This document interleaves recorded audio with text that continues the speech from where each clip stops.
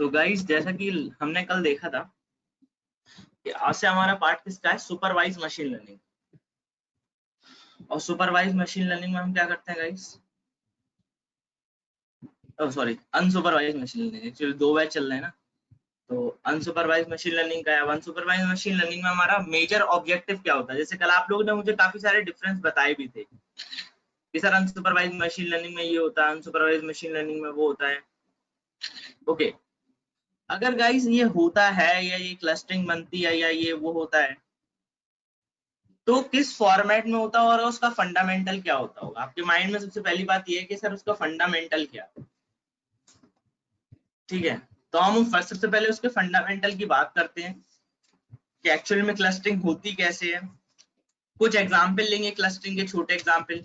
ठीक है, क्लस्टरिंग पहले एक छोटे से सॉल्व एग्जाम्पल से हम बात करते हैं क्लस्टरिंग होगी कैसे। ठीक है, तो स्टार्ट करें। एक छोटे से सॉल्व एग्जाम्पल से पहले आप समझाता हूँ कि क्लस्टरिंग काम कैसे कर। मुझे क्या चाहिए, मुझे एक टेबल चाहिए। ठीक है, तो एक सेकेंड, अब मैं काम करता हूँ, क्लोज कर देता हूँ।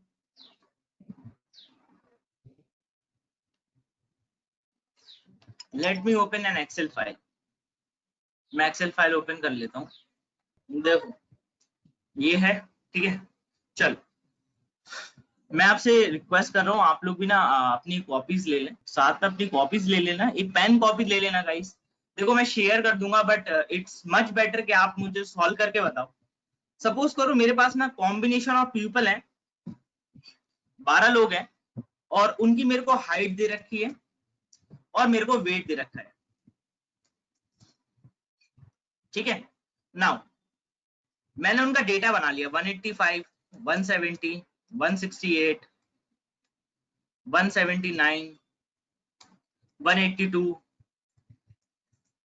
188, 180, 180, 183,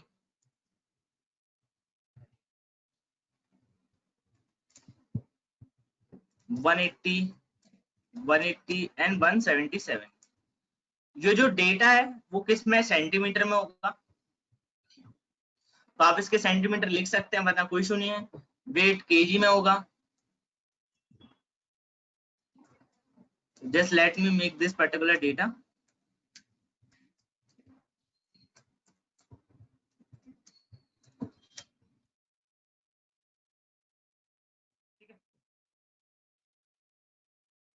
भाई सिंपल एज दैट, मैंने एक डेटा बना लिया, ये मेरा डेटा है।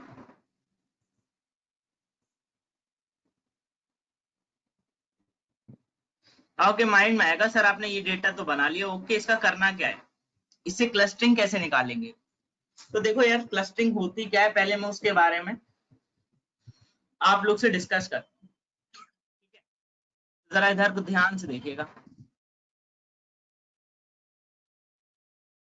जैसे मेरे पास ये एक प्लेन है, ठीक है, इस वाले प्लेन पे मेरे पास कुछ पॉइंट है।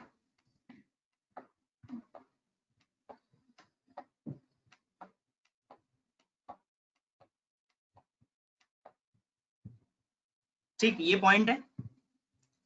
तो आपने पता होगा आपको क्लस्टरिंग दो तरह की होती है, एक होती है सी मीन क्लस्टरिंग होती है, एक एच मीन क्लस्टरिंग और के mean clustering. But H mean clustering, के मीन क्लस्टरिंग बनाने के भी दो तरीके होते हैं। उन दो तरीके फॉर्म को हम क्या कहते हैं, पहला होता है एल्गोमेट्रिक क्लस्टरिंग और दूसरा होता है divisive clustering. But that is a part of H clustering, so I will not consider that particular thing. But if I want to consider कि सर ये कंबाइन कैसे होंगे या ये प्लॉट कैसे बनते होंगे, तो इसके लिए सबसे पहले आपको क्या पता करना पड़ेगा कि सर अगर मेरे पास ये पॉइंट दे रखे हैं तो ये कितने क्लस्टर बनेंगे और क्लस्टर कैसे बनेंगे। ठीक है, चल जस्ट अ सेकेंड, एक काम करता हूँ, पेंट ले लेता हूँ, पेंट में ज्यादा बेटर।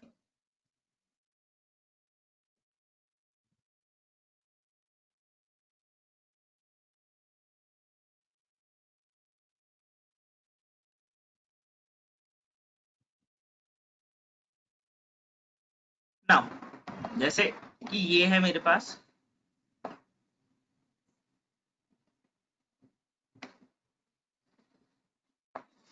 ये मेरे पास डेटा है ना, मेरे पास कुछ पॉइंट ये दे रखे हैं। Where is my particular thing, मेरे पास कुछ पॉइंट दे रखे हैं, कुछ पॉइंट दे रखे हैं।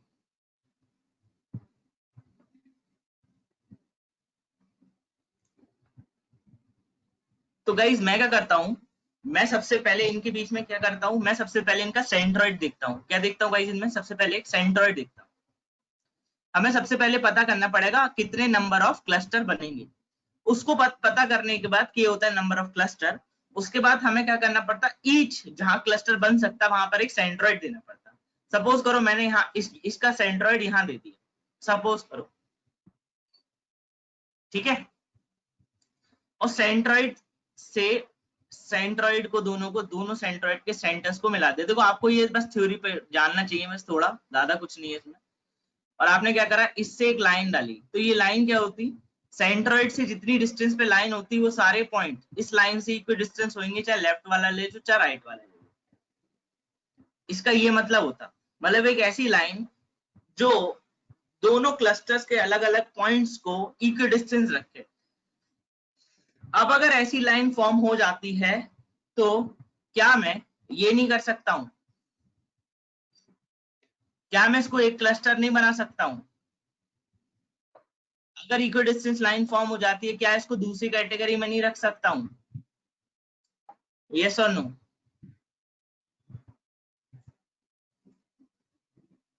अब आपके माइंड में ये आएगा कि सर ये रखते कैसे होंगे और ये वैल्यू कैसे सिलेक्ट करते होंगे।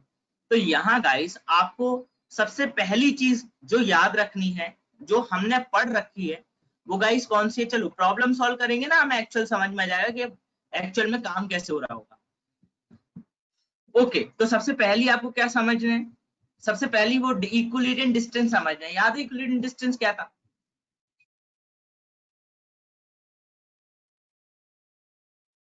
और इक्विलिब्रियम डिस्टेंस का फॉर्मूला आई होप सबको याद भी होगा।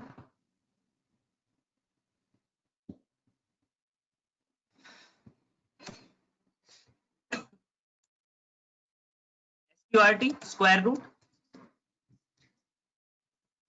x h minus x i का square into X W minus W I का होल स्क्वायर। यस और नो, यही था। अब देखो गाइस, क्लस्टर बनाने के लिए जैसे अभी मैंने आपसे क्या कही कि आपको सबसे पहले क्या पता करना पड़ेगा, ये सेंट्रोइड पता करना पड़ेगा कि आपके लिए बेस्ट सेंट्रोइड पोजीशन क्या होगी। बेस्ट सेंट्रोइड पोजीशन का मतलब जहां से ये वाला डिस्टेंस भी और ये वाला डिस्टेंस भी अगर मैं देखूं पॉइंट का सेम हो, चाहे ये वाला डिस्टेंस ले लूं चाहे ये वाला डिस्टेंस ले लूं, वो क्या हो, सेम हो। तो आपको सबसे पहले वो पॉइंट या वो सेंट्रोइड पता करना है। वो रैंडमली भी कर सकते। अब हमारे माइंड में तो कुछ चला नहीं, तो सबसे पहला ऑब्जेक्टिव क्या था मेरा कि मुझे दो इनिशियल सेंट्रोइड फ्रेम करने हैं। तो मेरे माइंड में क्या है, दो इनिशियल सेंट्रोइड फ्रेम करने हैं। तो हमने किसको किस किस को सेंट्रोइड मान लिया, हमने इन दोनों को सेंट्रोइड मान लिया। जैसे मैं यहाँ पे आया, एक सेकंड, कि मैंने कहा कि यार मुझे इनिशियल सेंट्रोइड चाहिए, कि भाई इनिशियल सेंट्रोइड क्या होंगे, तो इनिशियल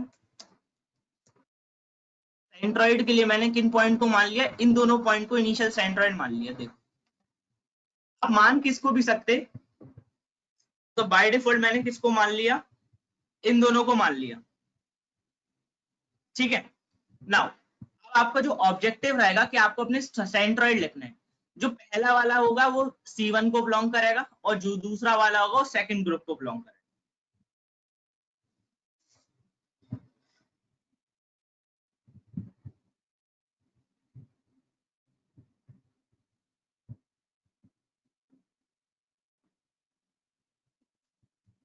इनके पॉइंट्स लिख देते हैं।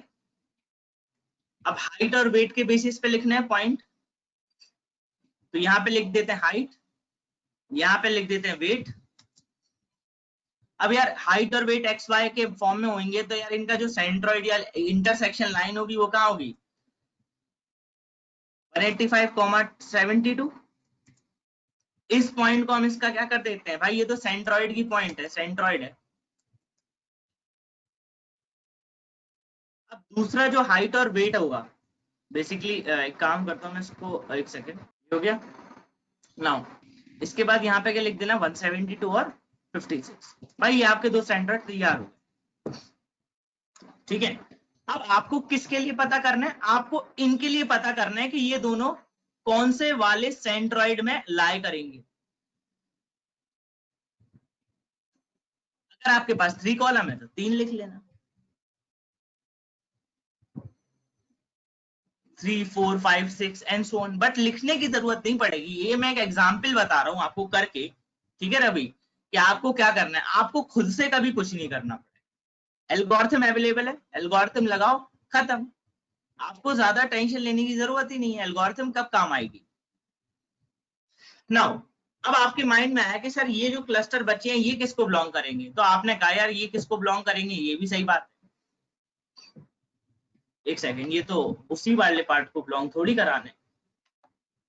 अब देखो यहाँ पे मैं क्या कर रहा हूँ, मैं पहले वाले को कह रहा हूँ कि यार ये वाला बंदा है, ये कौन से, ये किसको बिलोंग कर रहा है, ब्लू वाले को बिलोंग कर रहा है। और ये वाला जो है वो किसको बिलोंग कर रहा है, एक सेकेंड, इन दोनों को कलर में लेना था, ये लाइट वाले को बिलोंग कर रहे हैं, ठीक है। तो ये वाले कौन से क्लस्टर को बिलोंग करेंगे, हमारा ऑब्जेक्टिव ये है, इनको व्हाइट ही रहने देता है। ओके, तो आपके पास इक्विलिब्रियम डिस्टेंस है, ठीक है। आप जानते हो इक्विलिब्रियम डिस्टेंस निकालोगे तो सबसे पहले क्या निकालोगे, आपके पास दो रेफरेंस पॉइंट है, तो ये होता होगा आपके क्या reference point, these are called reference point. ये क्या है गाइस, ये आपके रेफरेंस पॉइंट है। मतलब ये क्या दे रखे हैं आपके, एक्स आई डब्ल्यू आई, ठीक है, ये रेफरेंस पॉइंट है। अब देखो यहां से जो वैल्यू आएगी पहली बार में, वो आपकी क्या है, वो है आपकी ऑब्जर्व्ड वैल्यू।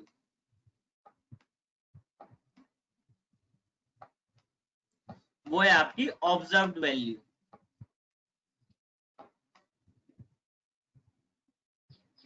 अब आपके पास एक्चुअल वैल्यू और ऑब्जर्व्ड वैल्यू है। So what you will do, you have to calculate equilibrium distance. तो सबसे पहले आप क्या करोगे, आप E3 के निकालोगे। E3 मतलब इस पर्टिकुलर वाले के लिए मैं इसके लिए कैलकुलेशन कर रहा हूं, ये पर्टिकुलर वाला किस पर्टिकुलर क्लस्टर को बिलोंग करेगा। तो यार आप जानते हो इसके लिए दो बनेंगे, C1 C2 के लिए। तो सबसे पहले मैं बनाता हूँ C1 के लिए।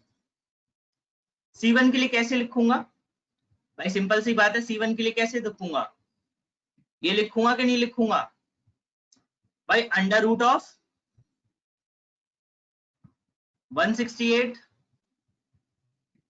क्योंकि एक्चुअल वैल्यू कितनी है 168, ऑब्जर्व वैल्यू कितनी है 185,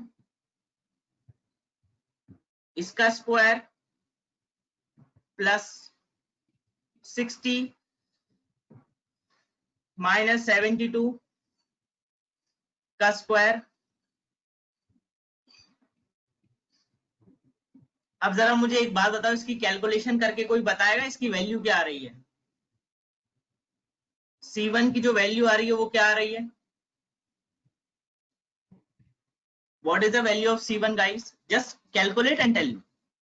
20.8, ओके, तो आई विल राइट 20.80। ये तो भाई E1 क्लस्टर के C1 लोकेशन के रिस्पेक्ट में आएगी। इसी वे में कैसे निकालनी पड़ेगी, C2 के रिस्पेक्ट में। भाई C2 के रिस्पेक्ट में जो वैल्यू आएगी वो क्या आएगी,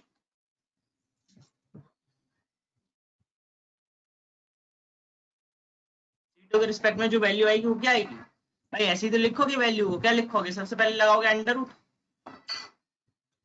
अंडर रूट के बाद दोगे सबसे पहला वाला, सबसे पहले ऑब्जर्व वैल्यू कितनी है 168, actual value 170 square plus 60 minus 58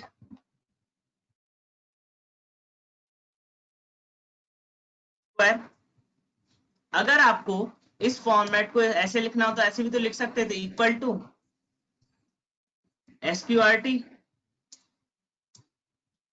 number. अब नंबर के लिए मुझे क्या चाहिए, मुझे चाहिए होगा ये वाला फॉर्मेट कि भाई सबसे पहले लूंगा क्या 168 सॉरी 168 माइनस 185, ठीक है, और SQRT नहीं स्क्वायर मैंने दे नहीं रखा है ऐसा। 2.2 4.2 कुछ आनी चाहिए ना, 2.2 क्यों आएगी?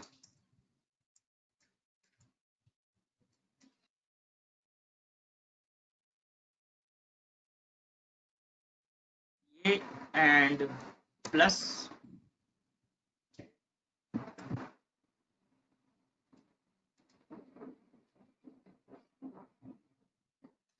ओके, आप ऐसे पूरा फॉर्मूला बना सकते हो, फॉर्मूला बनाने जाएंगे तो हो जाएगा टाइम, ठीक है, कुछ देर के लिए छोड़ देते हैं। एक्सेल में भी एक्सेल बनाया जा सकता है, तो इसकी जो वैल्यू आ रही है लिख लेते हैं जल्दी से 4.2 4.472, ठीक है, ये तो आगे।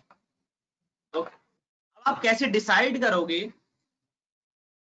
कि ये जो ई वाला पॉइंट है वो कौन से वाले क्लस्टर को मिलेगा? तो जो रूल होता है वो क्या होता है, रूल है, जो रूल है गाइस वो ये है,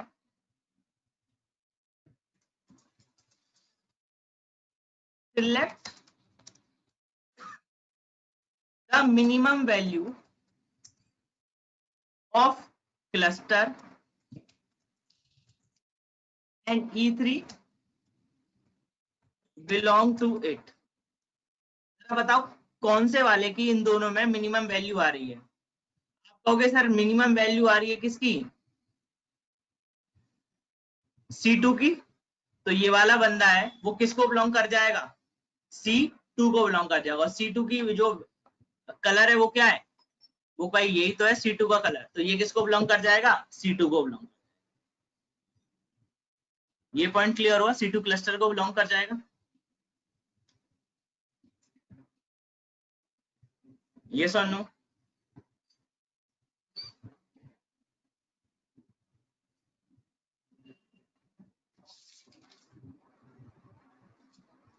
नाउ अब आप मुझे क्या बताओगे, आप मुझे कैलकुलेट करके बताओ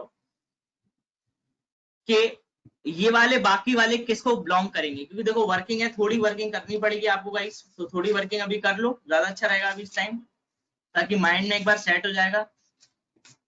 चलिए तो स्टार्ट करिए फिर इसको करना।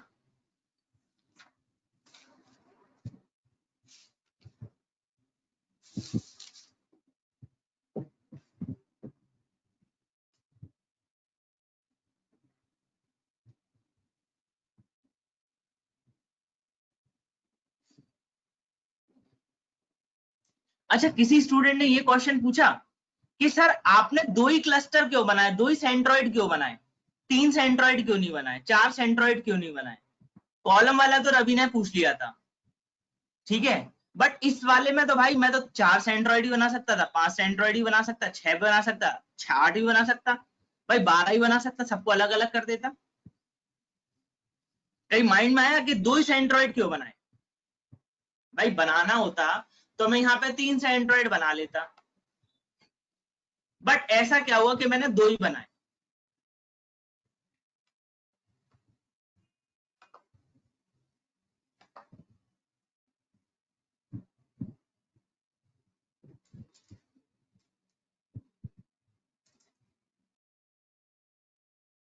चलिए आप लोग मुझे कैलकुलेट करके एक बार आंसर दे देना, फिर मैं आपको इसी क्वेश्चन को एक्चुअल क्लस्टरिंग से बताता हूं। टू चूज क्लस्टर, यस, बहुत अच्छा रवि। अब क्लस्टर कितने होंगे उसको चूज करने के लिए हमारे पास यहाँ पर एक रूल दे रखा है। अब to find optimum number of cluster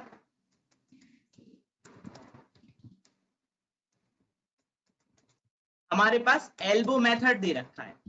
elbow method में आपसे डिस्कस करूंगा इसी क्वेश्चन को लेके कैसे बनता होगा, क्या होता होगा, और फिर आप वहां देखना अपने according.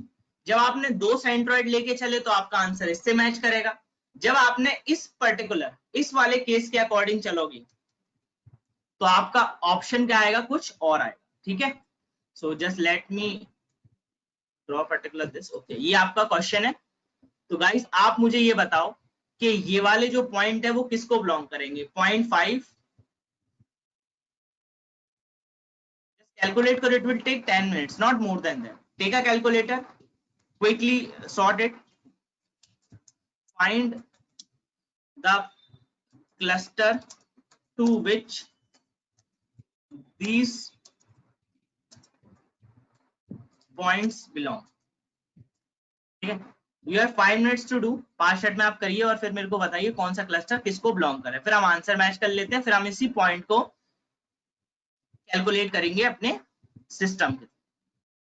Okay, Saurabh says belongs to C1. All belongs to C1. We can say, or might be all belongs to C1. I don't know. ठीक है. So Saurabh is saying कि सर केवल ये दो क्लस्टर, बाकी सारे किसको बिलोंग कर रहे हैं, C1 क्लस्टर को बिलोंग कर रहे हैं। तो C1 का ब्लू कलर है, इसको ब्लू कर देते हैं हम। तो सर कुछ ऐसा पैटर्न बनेगा, कुछ ऐसा बनेगा। और अगर मैं इन पॉइंट्स को प्लॉट करूंगा तो जो क्लस्टर बनेंगे वो दो, C2 में केवल 2 पॉइंट आ रहे हैं और C1 में बाकी सारे आ रहे हैं। Okay, I totally understand. तो हम एक काम करते हैं, इसकी एक्चुअल वर्किंग देखते हैं काम कैसे होगा। तो ये देखो, मैं इसको कॉपी कर लेता हूँ इस टेबल को,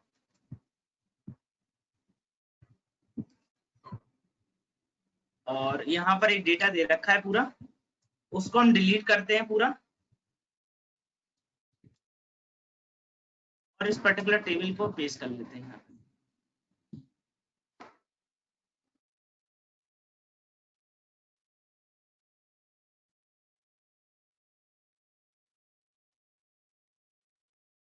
यहाँ पे पेस्ट हो गई भाई, डेटा इंपोर्ट करने में आसानी हो जाएगी। और ये हो गया, डेटा फ्रेम की तरह बन जाएगा ना। अब यार इसमें मुझे इसकी तो जरूरत है नहीं कलर्स की, तो कलर हटा देते हैं इसमें से। ओके, ये हो गया। नाउ गाइस इस शीट की जरूरत आप लोग को है, ठीक है, क्योंकि ये शीट आप लोग को पढ़ने के लिए यूज करनी पड़ सकती है। तो मैं काम करता हूँ, इसको control x and just a second, आज के लिए जो नोट फाइल बनाऊंगा उस नोट फाइल में मैं इसको पेस्ट कर देता हूँ।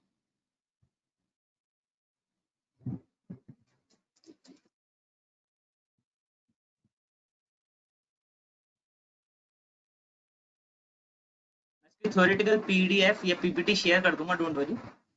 जैसे आपको केएनएन की मिली ना, वैसे इसकी शेयर कर दूंगा। But I have to find where it is.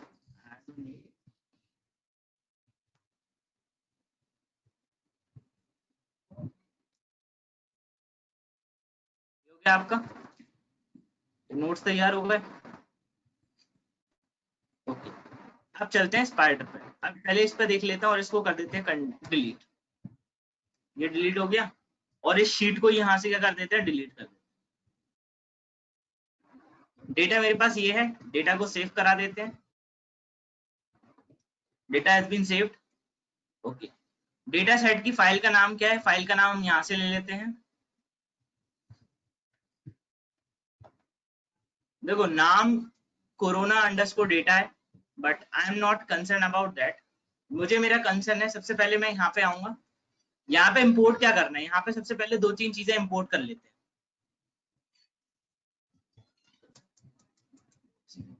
सबसे पहले लाइब्रेरी इंपोर्ट कर लेते हैं। I will say import pandas pd,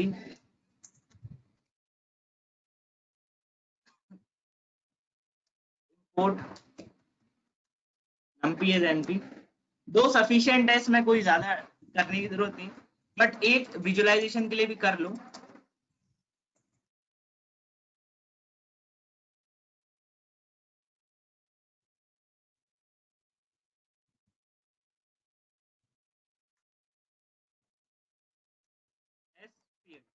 okay, now data equal to p dot read underscore csv,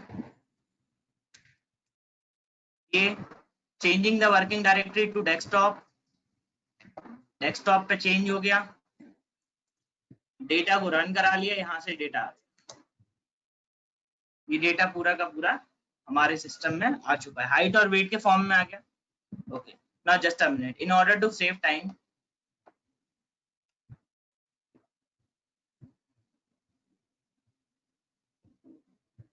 एक सेकेंड, थोड़ा सा टाइम सेव करने के लिए this I am doing a little bit stuff.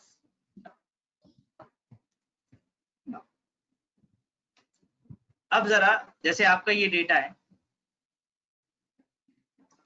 हमारे पास तो ये डेटा था। ओके,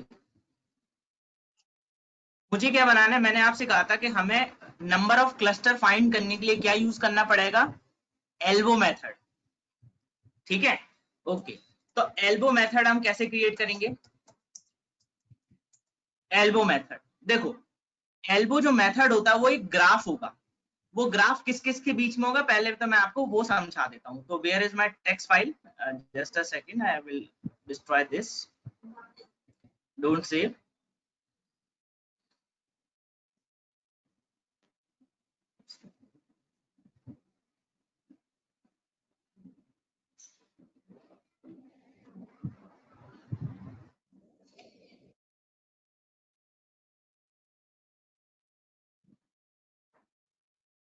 जैसे आपके पास सपोज करिए, if I imagine that you have two forms of cluster or three forms of cluster, something like that, भाई ये आपका पॉइंट है और आपके पास ये क्लस्टर है, एक क्लस्टर ये हो गया, दूसरा क्लस्टर ये हो गया, तीसरा क्लस्टर ये हो गया, ठीक है। अब आपके पास जब ये क्लस्टर आ गए तो आप क्या करोगे, आपको पता है कि भाई इनमें मेरे पास कोई सेंट्रॉइड वैल्यू होगी, ठीक है। तो आपने क्या करा कि सर मेरे पास इसमें ये सेंट्रॉइड ये वाली वैल्यू है, ये सेंट्रॉइड यहाँ पर दे रखी है और इसका सेंट्रॉइड यहाँ दे रखा है, ठीक है। ये क्लस्टर C1 को बिलोंग करता है, ये C2 को बिलोंग कर रहा है और ये C3 को बिलोंग कर रहा है। भाई आपके माइंड में तो ये चल रहा है। ओके, तो हम कैसे पता करेंगे कि ये तीन ही क्लस्टर बनेंगे, हमारे पास इसके अंदर एक वैल्यू होती है जिसको कहते हैं WCSS। Now what is WCSS? WCSS stand for within cluster sum of square।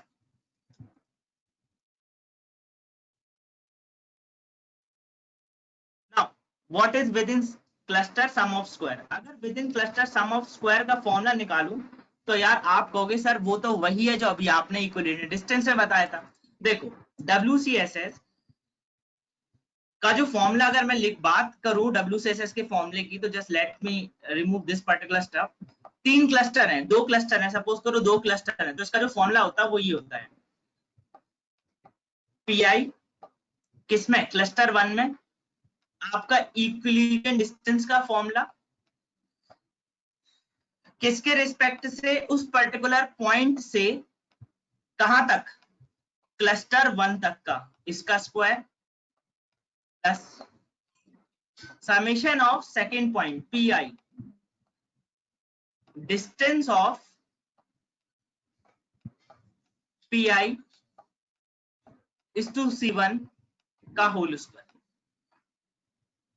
ये होता है WSS का फॉर्मूला। बट WCSS के फॉर्मूले को आपको याद करने की जरूरत नहीं है, एल्गोरिथम आपको खुद निकाल के देगी। कैसे निकालती है, चलिए एल्गोरिथम की तरफ चलते हैं और देखते हैं एल्गोरिथम काम कैसे करेगी। नाउ मैं यहां पर आ गया, जैसा कि आप जानते थे मुझे एल्बो मेथड के लिए WCSS की जरूरत है, तो मैंने क्या करी, WCSS नाम से एक बना दी लिस्ट, एम्प्टी लिस्ट, जो कि WCSS की वैल्यू सेव करेगी। और WCSS एक्चुअली वे का मेथड होता है जिसकी वैल्यू क्या होती है, within cluster sum of square, ठीक है। नाउ मुझे कौन सा मेथड अप्लाई करना है, मुझे के मीन अप्लाई करना है। तो मैंने क्या करा, मैंने करा from sklearn dot cluster import के मीन क्लस्टरिंग। क्या गाइस, क्या इंपोर्ट करी मैंने, के मीन क्लस्टरिंग इंपोर्ट करी।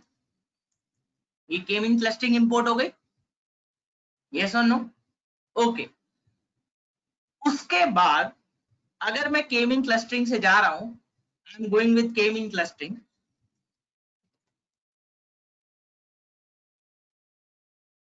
तो गाइस अभी आप एक चीज जानते हो, मैंने कोई मॉडल तो सिलेक्ट करा नहीं है, मैंने कोई नंबर ऑफ क्लस्टर निकालने तो है नहीं, मैं कितने नंबर ऑफ क्लस्टर से जा रहा हूँ, 2 क्लस्टर से जा रहा हूँ। तो मैं काम करता हूं, अभी मैं इस वाले मेथड को भूल जाता हूं, इस वाले मेथड को क्या करता हूं मैं अभी भूल जाता हूं, तो मैं इसको कर देता हूं कंट्रोल एक्स, ठीक है। तो अभी आपको सिंपल आंसर निकालने का बता रहा हूं, जब आपके क्वेश्चन के अकॉर्डिंग हमने कितने नंबर ऑफ क्लस्टर सोचे थे, कि नंबर ऑफ क्लस्टर कितने रहेंगे, 2 रहेंगे। तो आप क्या बनाओगे, oh sir just sorry just a second, actually मैंने यहाँ पे ये वाले इस पार्ट को control X control B control, ठीक है, ये हो नाउ। आपने नंबर ऑफ क्लस्टर कितने चुने थे, 2, ठीक है। तो आपने क्या करा, from sklearn dot cluster import kmean, kmean का एक मॉडल बनाया, मॉडल में क्या रखा कि नंबर ऑफ क्लस्टर की वैल्यू कितनी है, 5। एक इनिट मेथड होता है, इनिट मेथड में मैंने क्या रखा, के मीन प्लस प्लस। अगर आप के मीन एल्गोरिथम लगा रहे हो तो इनिट मेथड में हमेशा एक ही फॉर्म दे रखा है, इसको कहते हैं के मीन प्लस प्लस, और रैंडम स्टेट कितनी ले लिए, 42, वो आपके ऊपर। आपने क्या लिया, इस पर्टिकुलर मॉडल को फॉर्म करा। ओ, मॉडल मेरा किससे बन गया, 2 से, मेरे को सिर्फ 2 से बनाना था। नाउ व्हाट हैपेंड, इसको लिया मैंने, इसको रन करा दिया, ये रन हो गया। Now what I will do, I have to fit my data. अब डेटा फिट करने के लिए मेरे पास x है, हाँ है। तो x में कौन कौन से पॉइंट जाएंगे, तो हम यहां से लिखेंगे x को data dot iloc 0 to all comma 0 to all dot values, इसकी सारी वैल्यूज मतलब एरे फॉर्म में ले आओ। ये लिया, इसको रन करा दिया, कैपिटल एक्स को आप रन करा के देख सकते हो, यहां पर ये एरे बन जाएगी, ये एरे बन गई। Now what I have done, I have just run this particular array. Okay, now what it is saying, it is saying small x. Okay, I have taken capital X. मैंने cluster को क्या करा, fit कराया, fit कराने के बाद अब model पे तो क्लस्टर बन ही गया था, फिट प्रिडिक्ट करा दिया, यस, क्लस्टर में नंबर ऑफ क्लस्टर। यहाँ पे मेरे पास जो आंसर आया उसको जरा मैच करके देखो अपने वाले से। भाई इसकी कैटेगरीज तो 2 ही होंगी ना, 0 1, 2 क्लस्टर बना रहे हैं ना, यस और नो।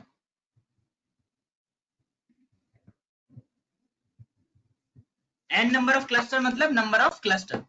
अब जरा मुझे एक बात बताओ, ये आपने अभी साइंटिफिक सिस्टमैटिक प्रूफ देखा, ये सही निकला या गलत निकला? इसका मतलब जो हमने थ्योरेटिकली प्रूफ करा था वो सही है as compare to practical, yes और नो। प्रैक्टिकल और थ्योरेटिकल में दोनों में मैच हो रहे हैं कि नहीं हो रहे हैं? भाई केवल सेकंड और थर्ड वाला एक पर्टिकुलर ग्रुप को बिलोंग कर रहे थे, और जो बाकी सारे थे वो कौन से वाले ग्रुप को बिलोंग कर रहे थे, नीचे वाले को, यस और no.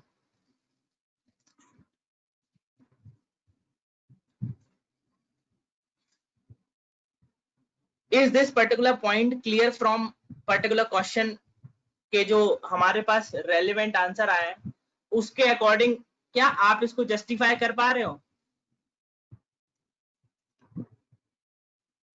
Just say yes or no in the chat box. Can you able to justify that particular stuff?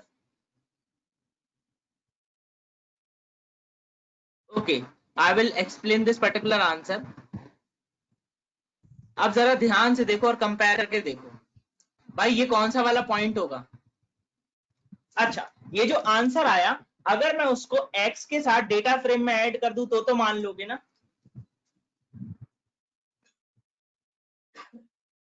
तो हम क्या बनाते हैं, हम एक डेटा फ्रेम बनाते हैं। हम कैसे बनाएंगे, मैंने लिखा d equal to p d dot data frame, और डेटा फ्रेम में सबसे पहले मैंने क्या करा, इस फ्रेम को भी कैपिटल करना है। डिक्शनरी यहाँ पे लिए क्लस्टर,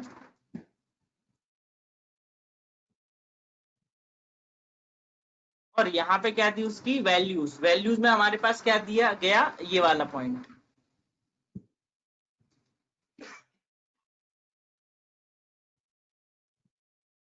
ये गया ये वाला पॉइंट यहाँ पे, ठीक है।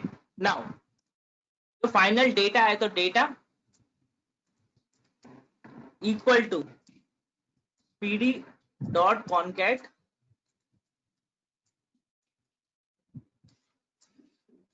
भाई डेटा वाला, कॉमा ये डी वाला, comma x is equal to 1, और डेटा को मैंने प्रिंट करा दिया। नाउ मैंने इसको लिया और रन करा दिया। अब यहाँ पे जो आंसर आया, आप यहाँ पे कंपेयर करके देखो कि जो भाई आपके जो ये वाले थे सेकंड और थर्ड, वो एक क्लस्टर को बिलोंग कर रहे थे जिसको इसने 1 नाम दिया है, और बाकी सारे किसको बिलोंग कर रहे थे, सेकंड वाले क्लस्टर को, मतलब C1 वाले को। तो C1 वाले को इसने क्या नाम दिया, 0। तो बेसिकली अगर मैं इसको कहूं कि ये मेरा क्या है, C2 है, और ये वाले जो पॉइंट है वो मेरे कौन से वाले क्लस्टर के पॉइंट है, वो मेरे पॉइंट है C1 क्लस्टर के।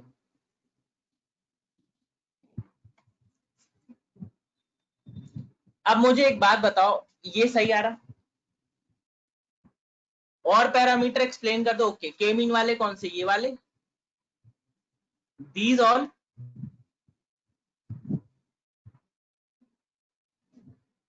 ओके, देखो क्या होता है कि आपको WCSS या वेका मेथड निकालने के लिए आपको क्या चाहिए गाइस, आपको एक मेथड चाहिए। जैसे मैंने एक फॉर्मूला लिखा था ना, हमने अपने क्लस्टर के बीच का वो निकाला था, इक्विवेलेंट डिस्टेंस। तो उसके लिए इक्विवेलेंट डिस्टेंस निकालने के लिए जो मेथड है वो इनिट है, और इनिट हम क्या यूज कर रहे हैं, के mean plus plus near about, ठीक है। उसके बाद आपका जो अगला आता है नंबर ऑफ क्लस्टर, वो तो कॉमन है। ये तीन होते हैं रैंडम, ठीक है। अब आप मुझे सिंपल सी एक बात आएगी कि सर आपको कैसे पता पड़ा कि 2 ही क्लस्टर बनेंगे। एक स्टूडेंट आया, उसने कही मैं तो 3 लेके चल रहा हूं। तो अब हमारा रीजन क्या है, अब हमें फाइंड करना है क्या, ऑप्टिमम नंबर ऑफ क्लस्टर। अब पता करना है क्या, ऑप्टिमम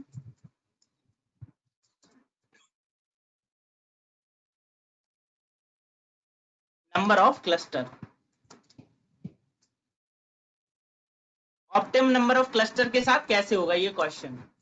एक्चुअल आंसर ये नहीं है, एक्चुअल आंसर तो कुछ और होगा। तो मैं काम करता हूं, मैं इसको कॉपी कर लेता हूं, कंट्रोल C, और यहां पर कर देता हूं कंट्रोल V, और just a second, and paste this, ठीक है। बेटर है कि ऑप्टिमम नंबर ऑफ क्लस्टर क्या रहेगा, किसके बीच में ग्राफ प्लॉट होगा, किस फॉर्म में प्लॉट होगा। तो आपको ये पता होना चाहिए कि कैसे बनाएंगे। तो हमने क्या करा, हमने इस पर्टिकुलर पार्ट को यहाँ इस वाले जो ये डायरेक्ट मॉडल अप्लाई हो रहा है ना, मॉडल को तो कर लिया नीचे, क्योंकि मॉडल वाला पार्ट आएगा नीचे, क्योंकि सबसे पहले ये तो पता करें कि भाई ये नंबर ऑफ क्लस्टर हैं कितने, तभी तो फाइनल मॉडल को नंबर ऑफ क्लस्टर दे पाएंगे। उनकी वैल्यू तो ऊपर से ही पता पड़ेगी ना। ओके, अब एक काम करता हूं, मैं यहाँ पे ना प्लॉट का जो है ना, प्लॉट का थोड़ा साइज बढ़ा देता हूँ, और मैं पहले एक्सप्लेन करता हूँ। देखो ये मेरे पास डेटा आया, ठीक है, ये मैंने डेटा रन करा, यहां से ये लिया, इसको मैं कमेंट कर देता हूँ। इस पर्टिकुलर डेटा को मैंने रन करा और एक्स और वाई निकाल लिए, केवल एक्स निकाले, सॉरी नॉट वाई, सारे एक्स निकाल लिए। एसक्यूएल से क्या इंपोर्ट कर लिया, क्लस्टर, वहां से के मीन कर लिया, के मीन आ गया। उसके बाद अगर मुझे एल्बो मेथड बनाना है तो उसमें मुझे एक वैल्यू चाहिए जिसका नाम होता है WCSS, within cluster sum of square. उसके लिए मैंने क्या करा, एक लूप लगाया किसमें, for i in range 1 to 8 की जगह मैं यहाँ पे कितनी ले रहा हूँ, मैं ले रहा हूँ 5 ना लेके एक काम करते हैं यहाँ पे 10 ले लेते हैं, ठीक है, 10 क्लस्टर के ले लेते हैं। उसके बाद क्या करा मैंने, इसमें एक मॉडल लगाया, कहा के मीन, और क्लस्टर की वैल्यू क्या कराई, हर बार आई कराई, और इनिट क्या कराया, के कराया, और रैंडम स्टेट क्या है 42। भाई इसमें तो कोई डाउट नहीं।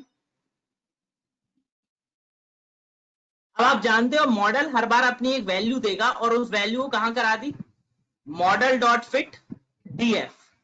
अब डीएफ आपका क्या है, डीएफ आपका वो डेटा फ्रेम है, तो डेटा फ्रेम की जगह हम क्या लिख सकते हैं, कैपिटल एक्स, ठीक है।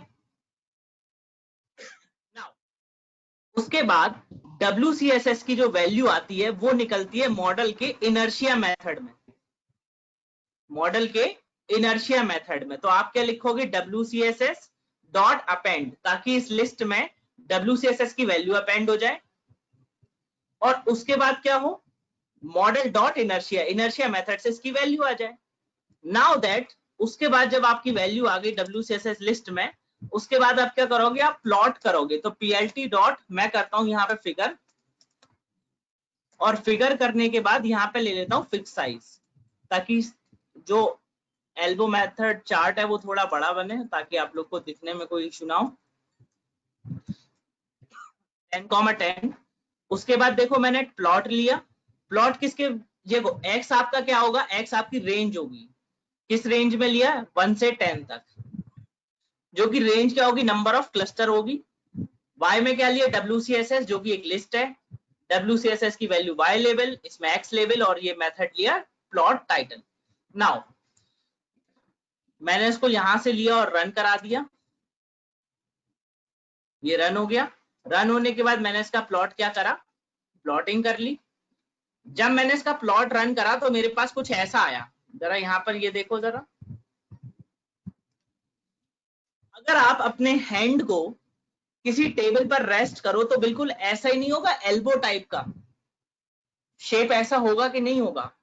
अगर आपका इस पर्टिकुलर शेप को हम हैंड से अपने कंपेयर करें, तो जो ये वाला पॉइंट है, ये वाला पॉइंट, कौन सा पॉइंट गाइस, ये वाला पॉइंट, ये एल्बो जैसा नहीं लग रहा, कोनी जैसा नहीं लग रहा है, इसलिए इस चार्ट का नाम क्या पड़ गया, एल्बो मेथड पड़ गया। क्या पड़ गया गाइस, एल्बो चार्ट।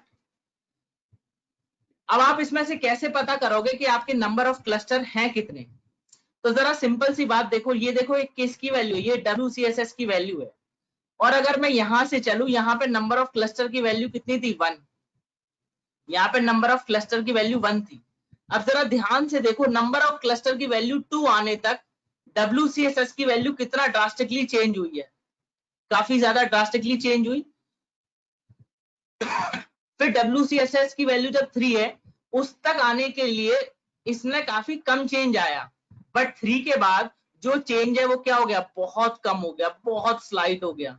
मतलब आई की जब वैल्यू, नंबर ऑफ क्लस्टर की वैल्यू जब 3 हुई, उसके बाद जो चेंज है डेल्टा इन किसके अंदर, WCSS के अंदर, वो कैसा हो गया, वो काफी मिनिमम हो गया। इसके लिए मैं एक स्टेटमेंट दे सकता हूं, जहां पर भी जिस क्लस्टर के बाद भी आपका WCSS मिनिमम हो जाए, काफी मिनिमम में चेंज हो, तो याद रखना आपके लिए वही ऑप्टिमम नंबर ऑफ क्लस्टर है। तो यहां पर हमारे लिए ऑप्टिमम नंबर ऑफ क्लस्टर की वैल्यू कितनी है, 3 है। कितनी है गाइस, 3 है। एल्बो मेथड समझने में कोई डाउट, किसी को doubt, anybody, any issue in this particular method, any doubt in this?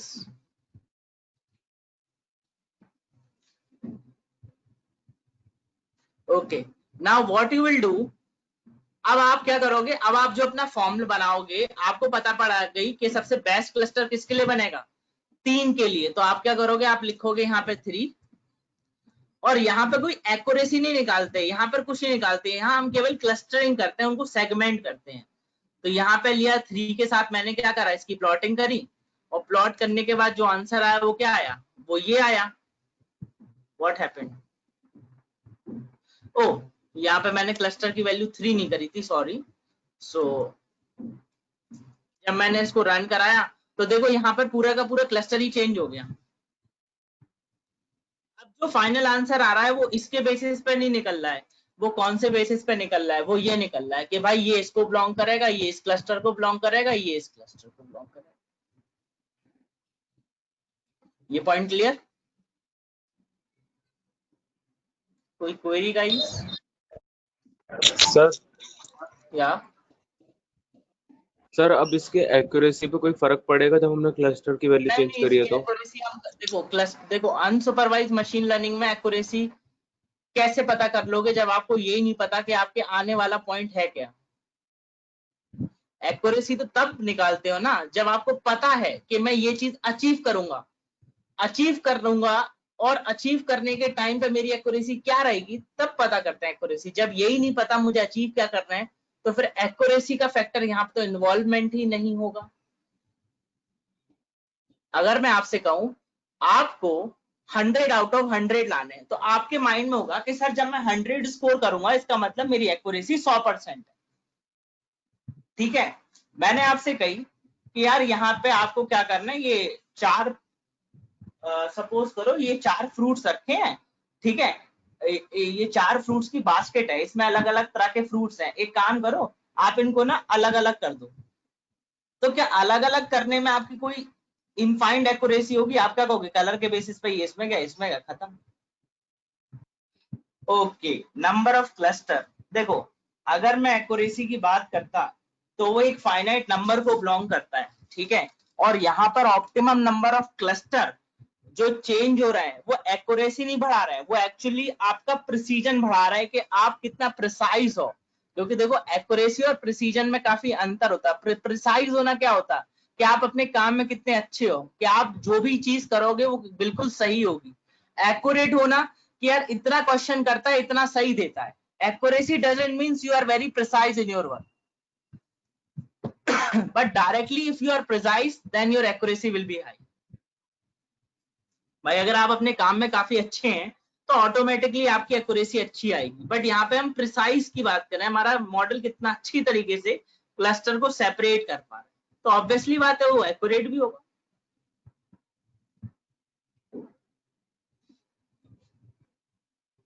Clear? Okay, सो अब देखते हैं गाइस के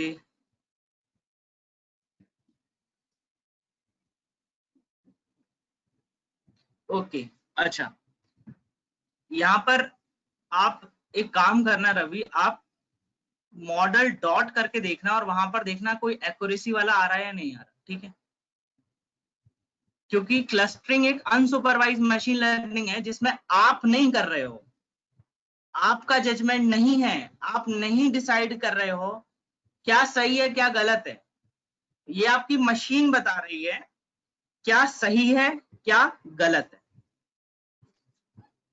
ये क्या बता रही है गाइस? आपकी मशीन बता रही है, आप नहीं सोच रहे हो कि क्या सही होगा क्या गलत होगा। क्योंकि अगर आप सोचने बैठ जाओगे क्या सही है क्या गलत है, तो वो कभी भी अनसुपरवाइज मशीन लर्निंग में नहीं पढ़ेंगे, सुपरवाइज्ड मशीन लर्निंग में।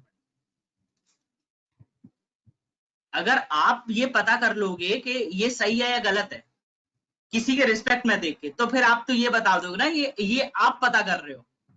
Now you are not dealing with any data, your machine is dealing, machine is finding hidden patterns, is finding the result. Sir yes sir लेकिन एक ये है ना कि हमारा प्रेडिक्शन कितने गलत है, तो आपने और उसमें भी हमें बताया ही था। जैसे सर आपने बताया था कि मतलब जो रैंडम फॉरेस्ट होता है वो एक तरफ बायस होता है और मतलब डिसीजन ट्री नहीं होता, ऐसा कुछ आपने बताया कितना था। अच्छा होगा, तो सर यही मैं हाँ तो पूछ रहा हूँ कितना कि अच्छा अगर होगा वो हमारा नंबर। सर मतलब यही चीज इट्स समझ रवि। नहीं आ रही, मतलब कि सर यही चीज समझ नहीं आ रही कि मतलब सर क्लस्टरिंग जो हमारी आई है कि वो इसमें बिलोंग करेगी, तो सर मतलब बस थोड़ा यही डाउट है। अच्छा चलो सिंपल सी आपको एक बात, आपने नंबर ऑफ, आपको पहले ये नहीं पता थे कि हमें कितने सेगमेंट बनाने हैं, ठीक है? ओके, नाउ आपने सेगमेंट किससे पता करे? एल्बो मेथड से। एल्बो मेथड क्या होता है? Within cluster sum of square, मतलब एरर को रिड्यूस करके आपके जो पॉइंट होंगे उनकी सेंट्रॉइड पोजीशन चेंज करके बेस्ट सेंट्रॉइड बताएगा, जहां से सारे डिस्टेंस इक्वल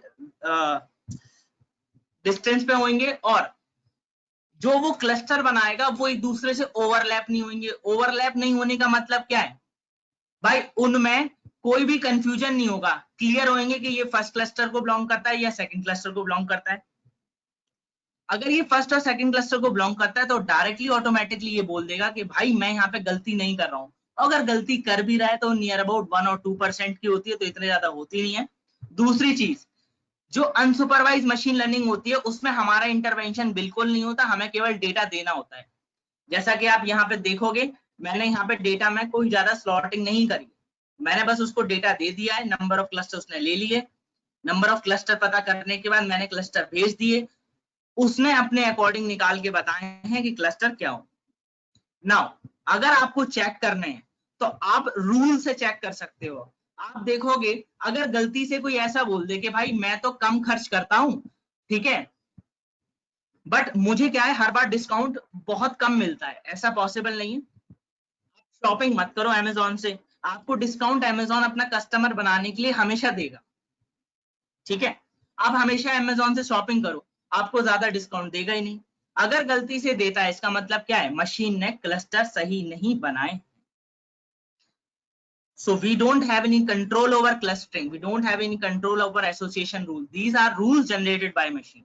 क्योंकि अगर हम इसमें अपना कंट्रोल कर लेंगे तो फिर ये भी सुपरवाइज्ड के फॉर्म में पढ़ी जाएगी, ना कि अनसुपरवाइज्ड। ओके, अब जरा सिंपल सी बात देखो, the thing is that as compare to previously I have not, देखो मैंने एक मेथड डिफाइन करा, ऑब्वियसली बात है मैंने एक मेथड डिफाइन करा, एक मॉडल बनाया। आप कहोगे सर आपने ये मॉडल बताया और उसको बता दी k की वैल्यू 3 है, ठीक है, ओके। नाउ मैंने उससे पहले अगर मैं सुपरवाइज मशीन लर्निंग की बात करूं तो मैं उसको ये बताता था, मशीन को, ठीक है, मशीन को ये बताता था कि आप इस पर्टिकुलर मेथड की इतनी वैल्यू तक जाना, जस्ट लिसन टू मी, और उस वैल्यू से क्या करना, इतनी ऑप्टिमम लेना, मींस हाइपर पैरामीटर ट्यूनिंग करता था ऑप्टिमाइजेशन के लिए। यहां पर अगर मैं देखूं ऑप्टिमाइजेशन तो मैंने इससे कर लिया WCSS मेथड से, और फाइनल मॉडल मैंने किससे बना दिया? इससे, ठीक है। अब मलाइका आपका क्वेश्चन क्यों अलग, कैसे मैं डिफरेंस करूंगा? क्या यहाँ पे मैंने मॉडल को ट्रेन कराया? क्या यहाँ पे मॉडल को मैंने टेस्ट कराया?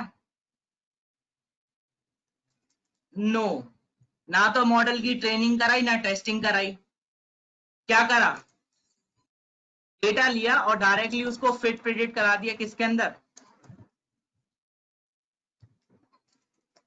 अपने मॉडल के अंदर। यस और नो? इसीलिए इसको कहते हैं self learning rather than human intervention. ये ह्यूमन इंटरवेंशन है, हमने ट्रेनिंग कराई हमने टेस्टिंग कराई नहीं, ना तो हमने ट्रेनिंग कराई ना टेस्टिंग कराई, डायरेक्ट दे दिया, आप डेटा अपने आप, अपना मॉडल अपनी मशीन खुद ही निकालेगी कि इसके अंदर से क्या क्या चीजें हो सकती हैं। Clear? This point is clear guys? अब क्लियर हुआ ये अनसुपरवाइज क्यों है, and how can we say that the model is learning from its own. Okay, अब जरा सिंपल सी एक बात है, चलो सपोज करो मैं काम करता हूं, मैं इस डेटा को थोड़ा सा चेंज करता हूं, let me bring some other data, ठीक है। चलते हैं कुछ डेटा लेके आते हैं, एक सेकंड डेटा देख लेते हैं। डेटा एक्चुअली एक डेटा है, छोटा सा डेटा ही है, जस्ट फॉर प्रैक्टिस, आप लोग की प्रैक्टिस हो जाएगी उस पर। Have to find that particular data.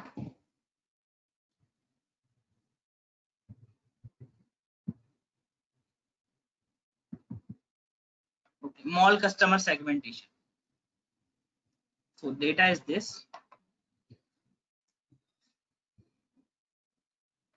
Data मैं आपके साथ शेयर कर दूंगा। तो हमारी जो स्टेटमेंट है, हमारी जो प्रॉब्लम है, हमारी प्रॉब्लम ये है, हमारा जो क्वेश्चन है, जो हमारी केस स्टडी है वो ये है, केस स्टडी है that we have to segment the customer on basis of,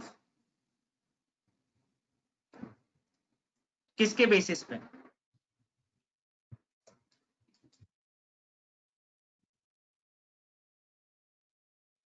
how much they spend and how much they earn, कितना अर्न करते हैं और कितना स्पेंड करते हैं, ठीक है। how much they earn and how much they spend, उस पर बात है। अब मैं क्या कर सकता हूं, मैं ये कर सकता हूं कि मैं यहाँ पे आया, मैंने अपने डेटा को देखा कि मेरा डेटा क्या है। So just let me minimise this and just let me open this. अब देखो यहाँ पर आपके पास ये डेटा दे रखा है। इस डेटा में आपने देखा कि भाई आपके पास कस्टमर आईडी है, जेंडर है, एज है, एनुअल इनकम है, और क्या है, स्पेंडिंग स्कोर है, ठीक है। आपको क्या पता करना है, आपको ये पता करना है कि हमें क्लस्टर्स किसके बेसिस पे बनाने हैं, आपके क्वेश्चन में बता देगा या आपकी केस स्टडी में बता देगा। तो आपको उन्हीं कॉलम को कंसीडर करना है। तो यहाँ पर आपको कॉलम लेने की भी दिक्कत खत्म हो जाती है।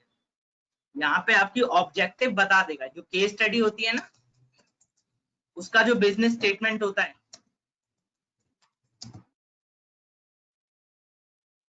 वो आपको बता देता है, वो टेल कर देता है कि आपको कौन से कॉलम पे काम करना है, विच कॉलम टू टेक, ठीक है। ओके, तो अब यहाँ पे जो हमारा कॉलम हुआ वो कौन से हुए, आपने कहा कि सर आपको इन कॉलम के बेसिस पे क्लस्टरिंग करना है, इन सब लोगों की, इनके बेसिस पे, ठीक है।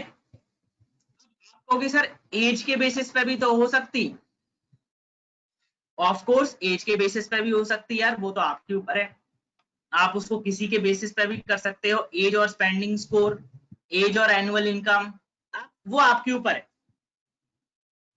वो आपके ऊपर है, आप किसी के बेसिस पे भी कर सकते हो, ठीक है। नाउ जेंडर के बेसिस पे भी कर सकते हैं, स्पेंडिंग स्कोर कितना होगा, भाई कौन से जेंडर ज्यादा खर्च करते हैं, कम खर्च करते हैं, एंड सो ऑन, उसके बेसिस पे भी कर सकते हो, नो इश्यू एट, ठीक है गाइस।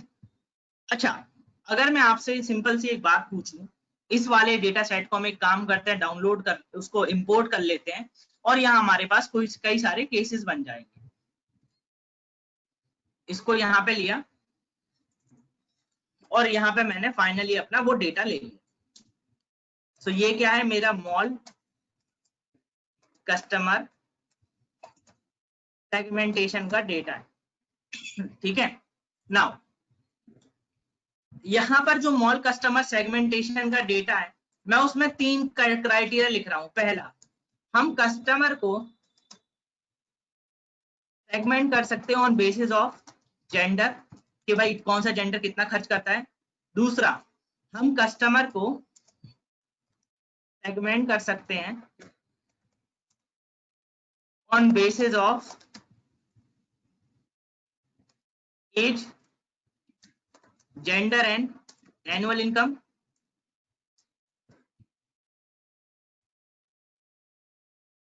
वर्सेस, और उसके साथ स्पेंडिंग स्कोर में भी हम जेंडर को एज के रिस्पेक्ट में क्या बना सकते, वर्सेस या तो एनुअल इनकम या स्पेंडिंग स्कोर, ठीक है। थर्ड, या तो हम क्लस्टर कस्टमर सेगमेंट कर सकते हैं on basis of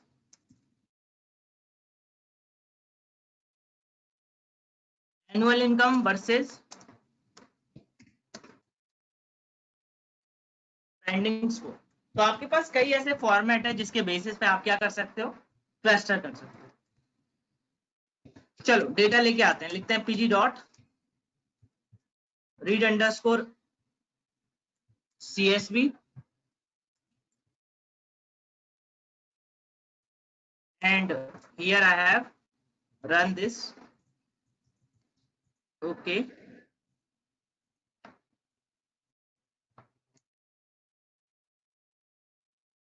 okay, I have taken.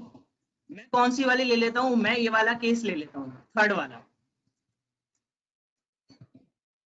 कि जो मेरा केस है वो क्या है, customer segmentation on basis of annual income versus pending score.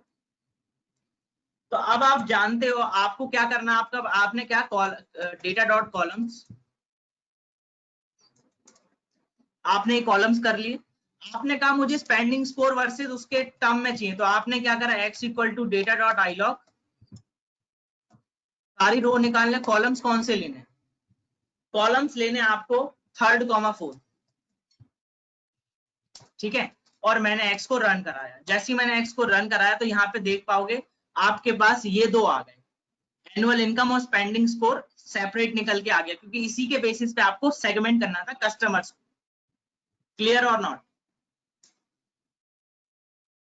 This point is clear.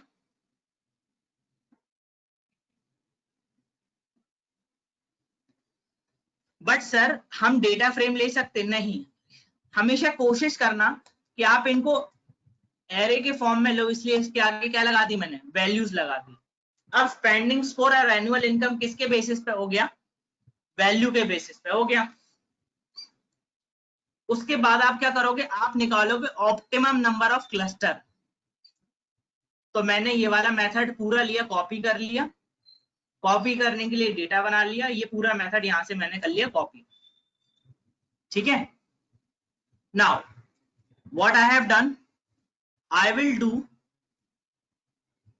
केमिंग clustering से वे का मेथड लगा के इसका क्लस्टर निकाला, सबसे अच्छा क्लस्टरिंग वैल्यू क्या आएगी।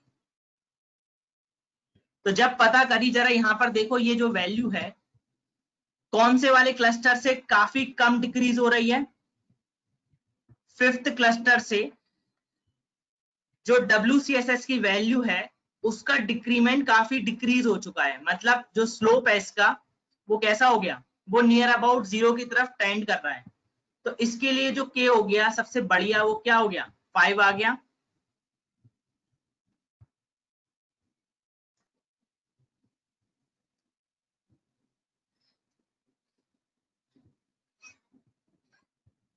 इसके लिए 5 आ गया क्लस्टर। नाउ अब इसके लिए जब 5 आ गया तो मैं यहाँ पे क्या करूंगा, के की वैल्यू 5 करूंगा और यहाँ पर इसको कर दूंगा 5, ठीक है। और यहाँ पर क्या निकालूंगा, 5 क्लस्टर के बेसिस पर यहाँ पे क्लस्टर निकालूंगा, तो क्लस्टर जो आए वो कुछ ही आए। और इनको अगर मैं डेटा फ्रेम के साथ ऐड कर दूं, डेटा फ्रेम के साथ ऐड कर दूं, तो भाई मेरा जो एक्चुअल वाला आ जाएगा वो ये बन के आ जाएगा, यहाँ पे ये देखो, ये आपके क्लस्टर बन के आ जाएंगे, ये डेटा में भाई ये इस पर्टिकुलर पॉइंट को बिलोंग कर रहे हैं। आप मुझसे कहोगे कि सर जरा ग्राफिकल रिप्रेजेंटेशन करके बताओ इसका कि क्लस्टर कहाँ कहाँ लाई करेंगे और उन क्लस्टर से हम क्या डिसीजन लेते हैं, क्या रूल जनरेट कर पाते हैं, आप हमें वो सिखाइए, ठीक है। चलो अब आपने ये तो देखा कि क्लस्टर निकालते कैसे, अब जरा देखो इन क्लस्टर से हम रूल कैसे जनरेट करते हैं। अब रूल जनरेशन का प्रोसेस देखते हैं, ठीक है। तो मतलब क्लस्टर को मेरे को प्लॉट करना है, तो मैं अपना थोड़ा काम रिड्यूस करने के लिए गाइस मैं काम करता हूँ,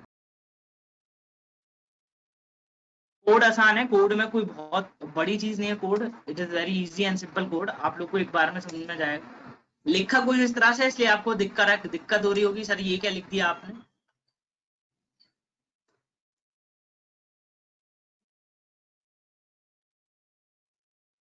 चलो कोड देखते हैं। देखो मैंने क्या बनाया, मैंने स्कैटर प्लॉट बनाया, ठीक है। स्कैटर प्लॉट में आपको किसकी जरूरत होती है, आपको एक एक्स चाहिए होता है, एक वाई चाहिए होता है, क्यों, क्योंकि भाई स्कैटर प्लॉट बनाओगे तो कुछ ऐसी बनेगा ना।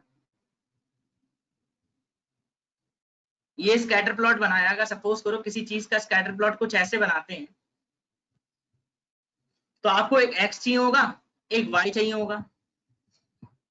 आप जानते हो जो इनके जो स्कैटर होते हैं, जो डॉट होते हैं, जो बबल होते हैं, उनका एक कलर भी तो होता, और इनका एक साइज भी होता। तो एस और सी आपको ये समझ में आ गई कि एस तो है उसका साइज, सी तो है उसका कलर, और लीजेंट देने के लिए मैंने उसको क्या दे दिया, एक लेबल दे दिया। तो ये हो गया उसका क्या, लेबल। इतने पार्ट में कोई डाउट?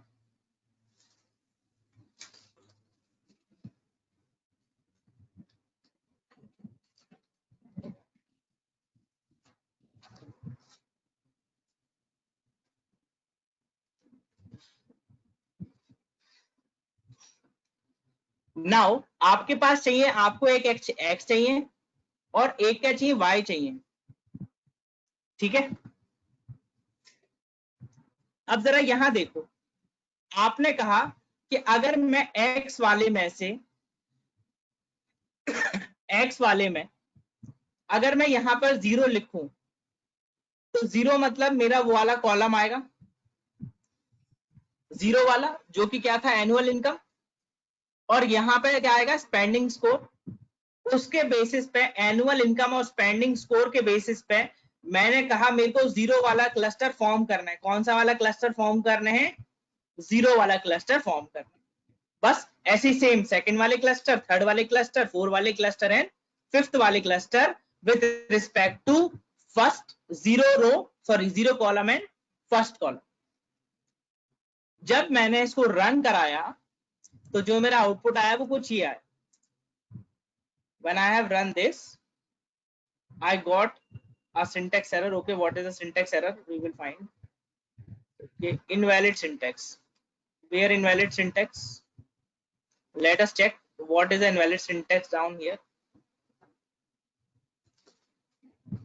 Okay, यहाँ डबल इक्वल टू होना चाहिए था, सिंपल इक्वल टू, क्योंकि कंपेयर करना है हमें। I will run this. देखो यहाँ पर हमारे पास क्लस्टर बन के आ गए, कुछ है, यही तो होते हैं, क्लस्टरिंग ऐसी तो होती है। यहाँ पर हमारे पास क्लस्टर बन के आए। आप कहोगे सर इसका ना जो टाइटल है ना, इसको थोड़ा सा ना इंक्रीज कर दो, तो मैं काम करता हूँ plt dot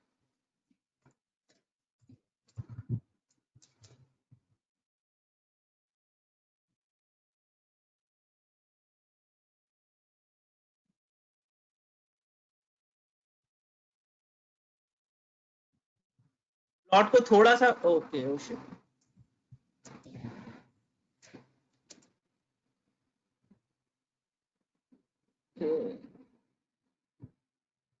O sorry sorry sorry,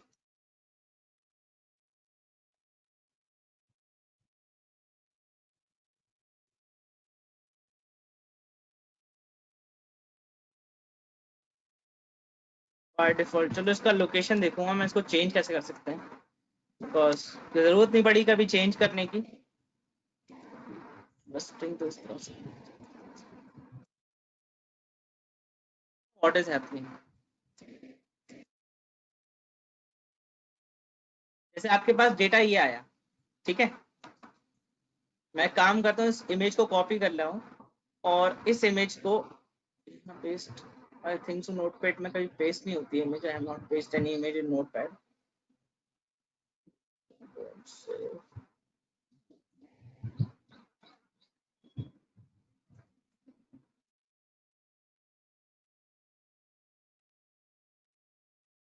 which means I have to, एक सेकेंड मैं काम करता हूँ, मैं इसको डाउनलोड कर लेता हूँ,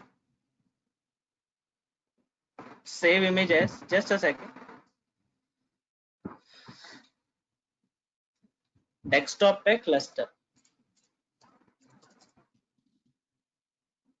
ठीक है, डेस्कटॉप पे मैं इस इमेज को सेव कर ले रहा हूँ एज अ क्लस्टर। और इसको सेव होने के बाद हमें काम करते हैं, हम इस इमेज को हम डेस्कटॉप से ओपन करते हैं, ठीक है। Let us open this particular image, जो इमेज हमारे पास ओपन होके आई है हमारी कैलकुलेशन से, और उस इमेज से हम ये सीखेंगे कि ये एक्चुअल में काम कैसे करता है, ठीक है ना। चलो, हम डिसीजन या रूल कैसे निकालें,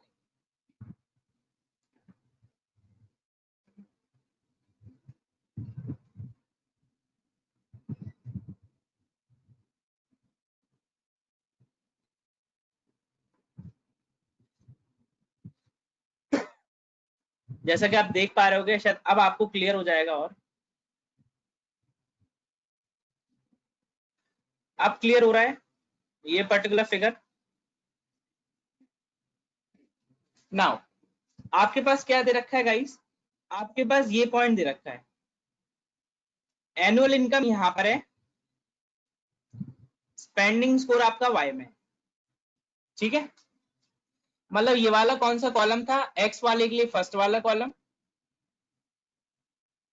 और ये वाला कौन सा कॉलम था एक्स के लिए थर्ड जीरो वाला।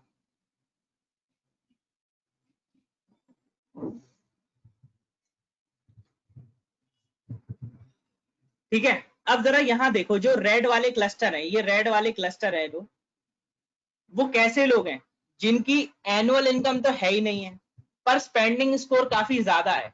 इसका मतलब ये वो कस्टमर हैं जो क्रेडिट कार्ड पे शॉपिंग करते हैं, वाई, एनुअल इनकम है नहीं है पर शॉपिंग कर रहे हैं, शौक पूरे कर रहे हैं।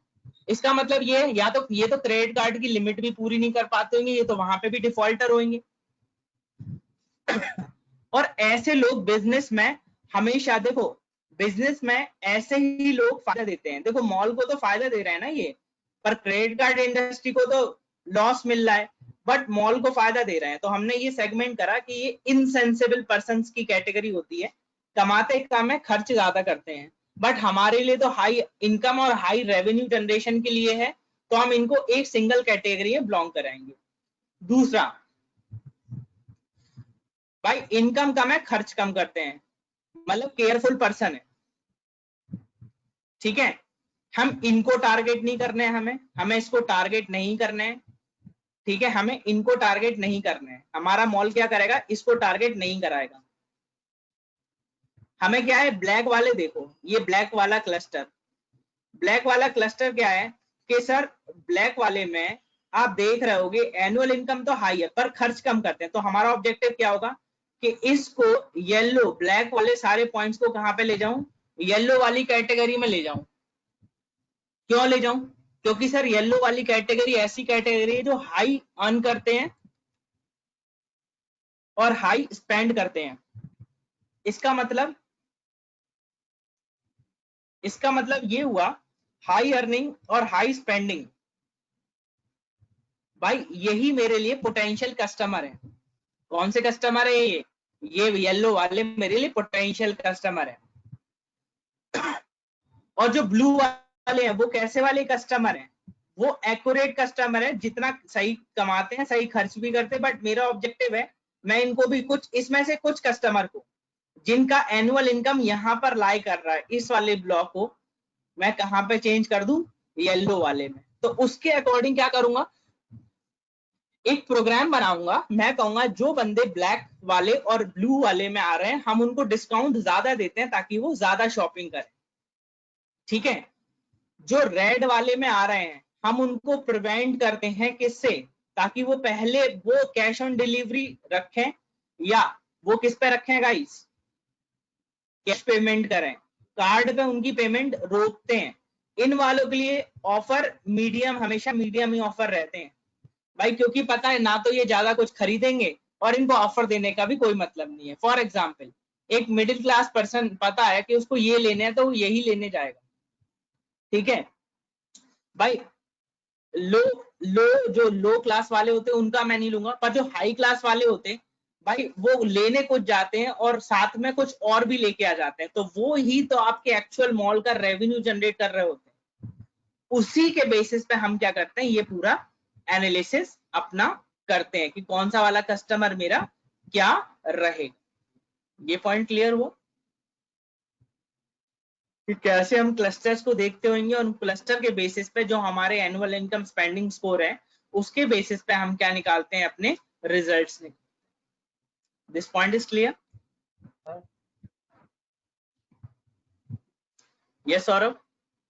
सर जब हमने डिसीजन ट्री में सर वो लगाया था कि जब हमने हाइट और वेट और जो क्लासेस लिए थे डॉग और कैट के, उसके हाँ अंदर सर हमने सीधा एक्स टेस्ट में डॉग और कैट की वैल्यू डाली थी। उसमें भी हमने ट्रेनिंग टेस्टिंग नहीं करी थी डेटा की, तो उसमें भी रिजल्ट्स आ गए उसमें भी थे हमने हमारे।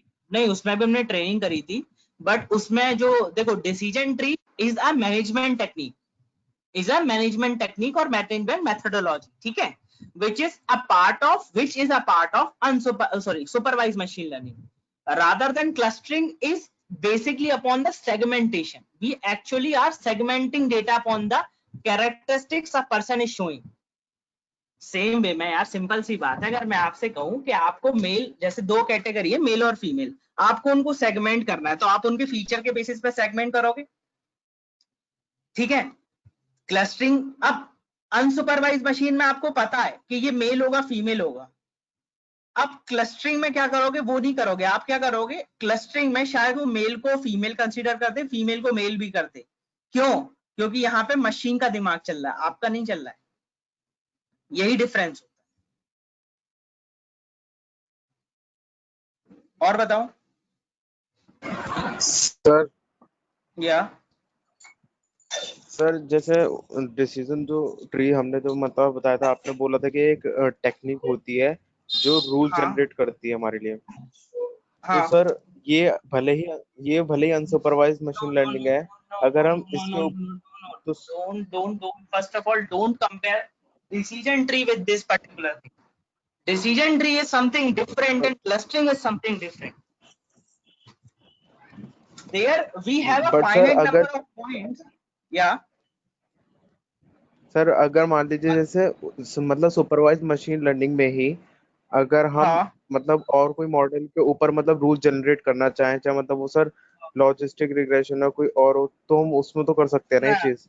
नहीं, लॉजिस्टिक रिग्रेशन में रूल कैसे जनरेट करोगे, आपके पास यही नहीं पता है कि आपको किस बेसिस पे आपका मॉडल काम कर रहा है, तो कौन सर सा वाला डेटा कहाँ से आएगा ये आपको पता ही नहीं पड़ेगा, तो रूल कहाँ से जनरेट करोगे। एल्गोरिथम के अंदर जा सकते हो तभी तो पता करोगे ना, एल्गोरिथम के अंदर आपको यही नहीं पता पड़ेगा, आपको बस ये पता पड़ेगा कि ओवरऑल इसकी जो कैलकुलेशन आई बीटा 1 बीटा 2 की, उसके बेसिस पे हमने क्या करा, ये पता करा कि कौन से वाले का ज्यादा इफेक्ट है, समझ रहे हो। बीटा 1 बीटा 2 की वैल्यू आएगी ना, क्योंकि देखो अगर मैं लॉजिस्टिक रिग्रेशन की बात करता हूँ तो सिंपल सी बात देखो, आप कहोगे सर ये हमने इक्वेशन पढ़ी थी ये वाली, ये लॉजिस्टिक रिग्रेशन और लीनियर रिग्रेशन दोनों के लिए फॉलो होती है, y equal to beta naught plus beta 1 x1, let me just kindly mute yourself, okay, and beta 1 x1। तो सिंपल सी बात देखो, देखो x आपका कांस्टेंट है, x तो चेंज हो नहीं सकता, आपको क्या फाइंड करने, मैक्सिमम वैल्यू किस केस के लिए, मैक्सिमम वैल्यू कौन से वाले केस के लिए, लॉजिस्टिक रिग्रेशन के लिए, क्योंकि वहां पे जो वर्किंग प्रिंसिपल था वो क्या था, मैक्सिमम लाइक्लीहुड। और अगर मैं लीनियर रिग्रेशन की बात करूं तो इसके लिए क्या करना है, इनकी minimum value in order to minimise the error, ठीक है। तो उस केस में हम बीटा और बीटास की वैल्यू को तो आप चेंज कर सकते हो, ठीक है, बीटा की ऐसी वैल्यू ले लो जिसपे ऑप्टिमल हो, बट एक्स तो आपका कांस्टेंट ही है ना, वो पर्टिकुलर कॉलम के बेसिस पे तो हम यही नहीं पता कर सकते ना, रूल जनरेट नहीं कर पाएंगे कि यार ये कॉलम ज्यादा इफेक्टिव होगा, हाँ ये बोल सकते कि ये कॉलम ज्यादा इंपॉर्टेंट रोल प्ले कर रहे हैं, इनका इंपॉर्टेंस ज्यादा है, बट उस पर्टिकुलर बेसिस पे ये नहीं पता कर सकते हैं कि यार ये हुआ तो ये हुआ। हाँ, अगर आपको ऐसा कोई फंडामेंटल रूल नहीं, जनरलाइज रूल तो नहीं, एक ऑब्जर्व रूल निकालना है तो आप डिस्क्रिप्टिव एनालिसिस यूज करके रूल निकाल सकते हो, डेटा में ईडीए लगा के कि यार एक ऐसा पर्सन, मतलब कितने ऐसे पर्सन है जिनकी एज इतने से इतने के बीच में है जो डूबते हैं, तो आप ये कह सकते हो कि जो पर्सन इतने से इतने के एज के बीच में होंगे वो मर जाएंगे, दूसरा जो पर्सन इतने से इतने में होंगे वो बच जाएंगे, तीसरा किसी इंसान अगर अपनी फैमिली मेंबर्स के साथ आया है तो उसमें कितने minimum number of family member होने चाहिए ताकि वो सर्वाइवल के चांस बढ़ जाए, तो वो सारा का सारा जो पार्ट होगा वो ईडीए का पार्ट हो जाता है, एक्सप्लोरेटरी डेटा एनालिसिस, जो कि मशीन लर्निंग में थोड़ा कम बट डिस्क्रिप्टिव एनालिसिस का काफी इंपॉर्टेंट पार्ट।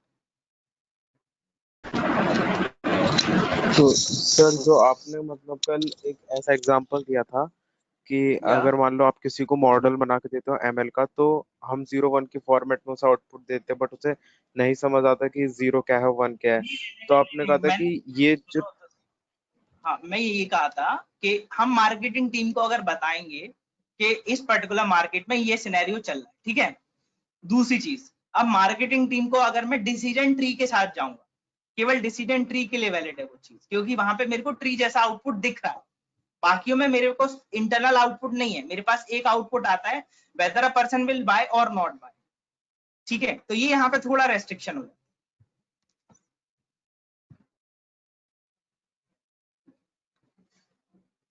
तभी तो उसको सुपरवाइज मशीन लर्निंग में रखा जरूर गया है, पर वो मैनेजमेंट मेथोडोलॉजी है, मैनेजमेंट टूल है। अभी अगर आप एमबीए में जाओगे और फाइनेंस मैनेजमेंट पढ़ो तो वहां पे आपको डिसीजन ट्री, पूरी मशीन लर्निंग पढ़ाई जाएगी और उसमें डिसीजन ट्री पे सबसे ज्यादा ध्यान दिया जाएगा, क्योंकि वहां पे अगर आप फाइनेंस से कर देंगे, फाइनेंस में जाएंगे, फाइनेंस सेक्टर में जाएंगे, तो वहां पे रूल्स ही तो जनरेट होते हैं कि यार अगर आज स्टॉक प्राइस का इतना है, तो ब्रोकर जो होते हैं वो क्या करते हैं, वो रूल जनरेट करते हैं ना कि अगर यार ये इतना है, इतना रहा, ये इतना गया, प्राइस कितनी जाएगी, ये इतनी से इतनी जानी चाहिए। तो सर बेसिकली मतलब यही है ना कि हम जो लगाते हैं ये एल्गो, वो किसी डेटा पर अप्लाई करते हैं, ना कि किसी मॉडल पर। यस, वो पर्टिकुलर एक डेटा पे अप्लाई होती है, पर्टिकुलर मॉडल पे नहीं अप्लाई होता। ठीक है, ठीक, ये वाला क्लस्टरिंग वाला पार्ट क्लियर हुआ कि क्लस्टर ऐसे बना लेते होंगे हम। यस और नो? ओके, अब हम चलते हैं अपने सेकंड वाले पॉइंट पर। सेकंड वाला पॉइंट हमारा क्या था, इसमें एक और केस स्टडी थी ना, इसमें एक केस स्टडी क्या थी, एक केस स्टडी ये थी, ऊपर आता हूं, एक केस स्टडी ये थी कि इसके बेसिस पे करना है, हमने कहा कि यार जेंडर और एनुअल इनकम के बेसिस या स्पेंडिंग स्कोर के बेसिस पे क्लस्टर करते हैं। ठीक है, चलो अब जेंडर के बेसिस पे निकालते हैं। तो आप जानते हो जेंडर के बेसिस पे आपको मेल फीमेल है तो उसको किस में कन्वर्ट करना पड़ेगा, डमी, या उनको रिप्लेस कर दो। तो शायद रिप्लेस का कल मैंने आपको मेथड सिखाया भी था, तो मैं एक काम करता हूं, मैं जेंडर के बेसिस पे निकालता हूं। ठीक है, तो जेंडर के बेसिस पे डेटा को तो कैसा बनाना पड़ेगा, सही करना पड़ेगा। तो मैं काम करता हूं, मैं इसमें लिखता हूं डेटा, इसके अंदर लिखता हूं जेंडर वाला कॉलम,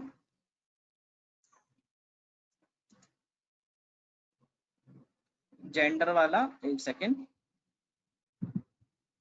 ओके, लिखता हूं जेंडर वाला कॉलम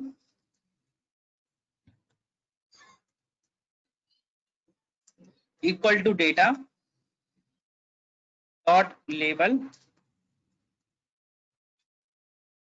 डॉट मैप, और इसके अंदर क्या करता हूं, मैप कर देता हूं। अब आप जानते हो जेंडर में ऑब्वियसली बात है कोई ना कोई तो मिलेगा, तो एक काम करते हैं यहां पर इसको ऐसा लिखते हैं,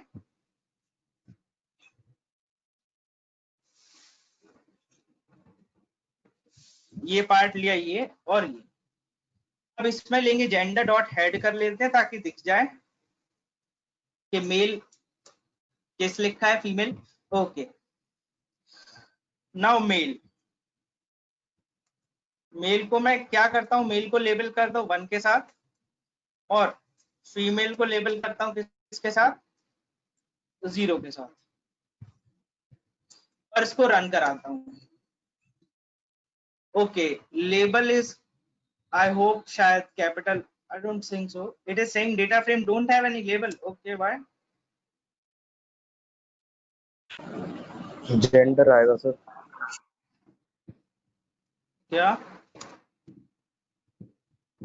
Gender? Oh, yeah.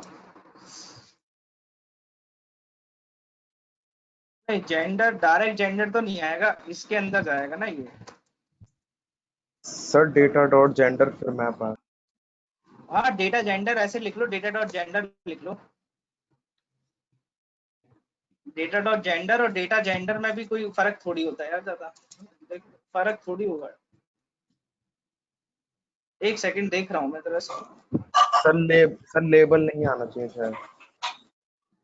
नहीं, लेबल आएगा ना, लेबल मैप करना है ना मुझे, मुझे लेबल मैप करना है। अरे ये देख लो, कल ही तो कराया था लेबल मैप वाला।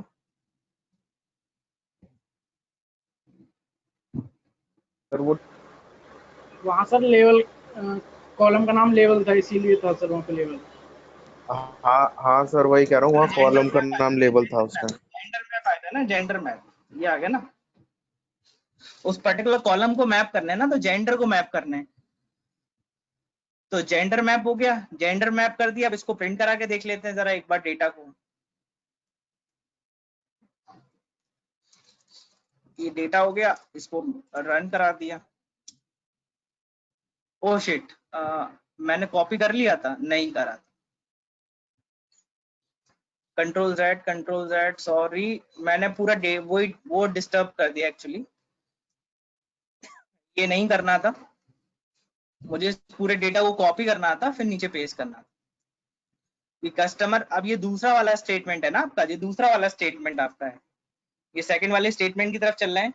जब मुझे जेंडर के बेसिस पे सेगमेंट करना है स्पेंडिंग स्कोर को, जेंडर के बेसिस पे कौन सा जेंडर ज्यादा खर्च करता है, मेल फीमेल करते हैं या वो करते हैं, ठीक है। Okay, now I have come up here and I will do this stuff. Okay, now here I will say data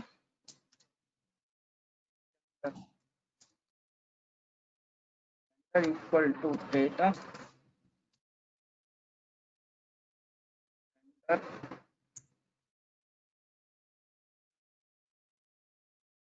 and here on I will say male to 1 comma female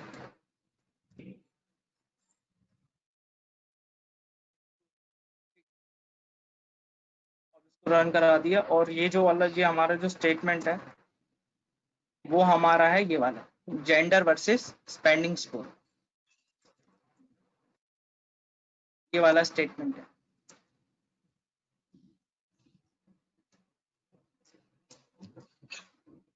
now अब आप जानते हो gender और spending score है, तो आप वही निकालोगे जो ये वाला है। तो सबसे पहले आपने क्या करा, डेटा डॉट कॉलम्स कर ली, आपको ये पता पड़ गई ये कौन सा वाला है। तो जरा देखो ये कौन से वाले में आएगा जेंडर। आप कहोगे सर जो जेंडर है वो वाला हमारा जो आ रहा है वो कौन से वाले में आ रहा है, 2 से 3। फर्स्ट, ये फर्स्ट में है। और कौन सा कॉलम चाहिए मुझे, फर्स्ट और फोर्थ, ठीक है। रन करके देखा, निकल आया फर्स्ट और फोर्थ, स्पेंडिंग और स्कोर वर्सेस वो आ गया। ओके, जब हमारा इतना पार्ट हो गया, now what I will do, अब एक काम करते हैं, अब बेस्ट वो निकालते हैं क्या, क्लस्टर। सबसे ज्यादा क्लस्टर किस पे बने, 3 पे भाई, 3 क्लस्टर बने। अब मुझे नहीं पता ये कितने क्लस्टर बनाए, पर इसने 3 क्लस्टर बनाए, ठीक है। इसने 3 नंबर ऑफ क्लस्टर दी। मैं यहाँ पे क्या करके चलता हूँ, मैं यहाँ पे 3 नंबर ऑफ क्लस्टर लेके चलता हूँ, 3, ठीक है। ये हुए, ठीक है। नाउ अब देखो 3 है, ठीक है गाइस। तो अभी मुझे क्या करना पड़ेगा, ये जो बाकी के है ना, ये जो चीज है ये वाले, मुझे क्या करना पड़ेगा गाइस, 3 है ना, तो 0 1 2 2 में ही आएंगे ना। इसको करना पड़ेगा डिलीट, इसको करना पड़ेगा 0 क्लस्टर 1 क्लस्टर और ये सेकंड क्लस्टर, ठीक है। और इस वाले पार्ट को क्या करना पड़ेगा, रन करना।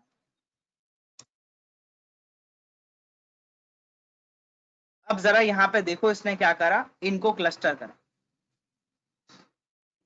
3 सेंटर है। अब जैसा नहीं होगा जेंडर और मेल फीमेल के बीच में कुछ और भी आ गया होगा, नहीं। ओ सॉरी, जस्ट अ सेकेंड, मेरे को थोड़ा सा चेंज करने दो गाइस। ये एनुअल इनकम की तरह जगह जेंडर है, इट इज जेंडर।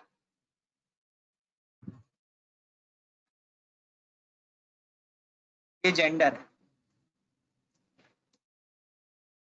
देखो अब आपने पता करा। अब देखो यहां से जो आपने देखा, आपके पास ये जो आया वो क्या आया, उसमें 3 क्लस्टर है। देखो यार ये कम खर्च करने वाले लोग हैं, ये ज्यादा खर्च, मीडियम खर्च करते हैं, ज्यादा खर्च करते हैं। अच्छा, मेल वाली ये कैटेगरी है, फीमेल वाली ये है। जरा देखना, मेल में ज्यादा लोग हैं जो कम खर्च करते हैं as compare to female, male में ज्यादा लोग हैं, ठीक है। मेल में जो ब्लू सेक्शन है वो कम है, मतलब फीमेल बिल्कुल एक्यूरेट रह के चलती हैं भाई, ये ट्रू बात है, सही बात है। They think about the future, male doesn't think about the future, कल क्या होगा छोड़ो, होगा सो होगा। येलो वाले पार्ट में भी फीमेल ज्यादा है एज कंपेयर टू मेल, तो यहां पर मैं ये कह सकता हूं कि जो मेरा फीमेल जेंडर है भाई वो ज्यादा इफेक्टिव है शॉपिंग के मामले में एज कंपेयर टू मेल। यार ये तो प्रूफ भी है, ये तो एक प्रूफ भी है, इसमें तो आपको कोई संक्षेप भी नहीं होना चाहिए कि गर्ल्स और female buy better product as compare to man. That is truly experimentally verified. ठीक है, तो from this graph we are not able to, अब देखो चीज है इसमें, from this graph we are not able to confined which particular section is more strong on our basis. इसीलिए gender के बेसिस पे कभी भी पार्शियलिटी या कस्टमर सेगमेंटेशन नहीं करते हैं, कभी भी नहीं करते हैं, जेंडर के बेसिस पे नहीं करते हैं। सर एज के बेसिस पे देख लें, एज के बेसिस पे करते हैं कि नहीं करते? चलो जरा एज के बेसिस पे देखते हैं। ये है एज के बेसिस पे, यहाँ पे है एज वर्सेस स्पेंडिंग स्कोर। ठीक है, एनुअल इनकम नहीं, स्पेंडिंग स्कोर, क्योंकि हम दिखाना चाहते हैं कि हमारा कस्टमर खर्चा कितना कर रहा है हमारे स्टोर में। ठीक है, तो ये ले लिया, ये वाला पार्ट, ये पूरा stuff copy, I will copy this stuff and I'm going to paste this stuff down. Now I don't require this particular gender into label form. Okay, okay, now what I will do, I will say columns. Okay, what is my age one? Age मेरा कहां पर है? जो मेरा as वाला column है वो कहां पर लाई कर रहा है? सेकंड में, तो इसको मैं कर देता हूं सेकंड और पूरे प्रोग्राम को रन कर लेता हूं। यहाँ पे जो बेस्ट मॉडल आया, बेस्ट एल्गो आई, वो मेरे लिए कितना है? एल्गो मेथड से 4 आया, यहां पर आया 4। ठीक है, इसको भी कर देते हैं 4। प्रेडिक्टेड वैल्यू आई, प्रेडिक्टेड वैल्यू को के बाद क्या करा मैंने? रूल जनरेट कर लिया, ये लिया और ओके। अब देखो यहाँ पर कितने? 4 हैं। ठीक है ना, तो 4 होने के साथ मेरे को क्या करना पड़ेगा? एक और बढ़ाना पड़ेगा, तो मैं इसमें लेता हूं कॉपी पेस्ट, 3 तक है, यहाँ पे क्या करता हूं? यहाँ पे करता हूं 3 और इसको ले जाके यहाँ पर भी क्या करना पड़ेगा? 3 करना पड़ेगा। इसका जो कलर है उसको क्या करना पड़ेगा? इसको करना पड़ेगा चेंज, इसको कर देते सियान और इसको कर देते थर्ड क्लस्टर और यहाँ पर क्या करते हैं? रन कर देते हैं। ये लिया और इसको रन कर दिया। अब देखो यहाँ पर ये आ गया,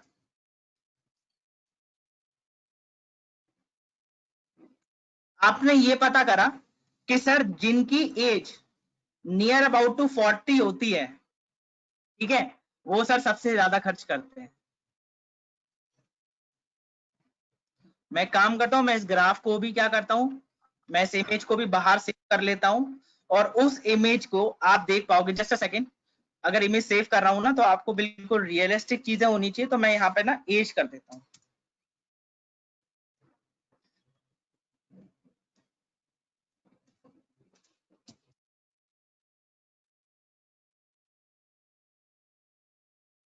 एज करके इस इमेज को बना लेता हूँ। एक्स लेवल, एक्स में image, so I have save this particular image. Oh नहीं, ठीक है, एक्स में ही तो है। Just save this image, as, it is on my desktop, age, okay, let me save this particular image. So I have saved this, इसको कर देते हैं क्लोज और अब हमारा जो काम है वो सब इस इमेज के साथ है।